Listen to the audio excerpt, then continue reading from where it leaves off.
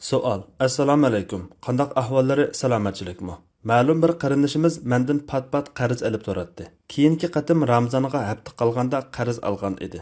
Bugun mendan olgan ana pulga 100 lira qo'shib qaytaribdi. 100 lirani meni iftorga chaqirmoqchi ekandiq, shu iftorlikqa hisoblab ham mendan qachon qarz so'rasa yo'q demasdan berib turganligim uchun qo'shib qaytaribdi. Bu ahvolda men bu 100 lirani ishlatsam bo'lamdi? Javob. Va alaykum assalom va rahmatulloh. Allohga shukr.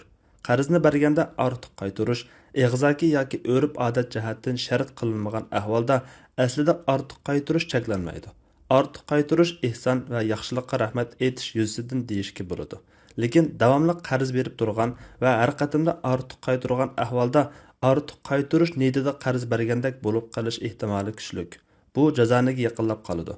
Шуңа артықны қабыл қылмаслык ва адаттан сырт мehmon qilishni qabul qilmaslik taqvodorlikqa yaqindir.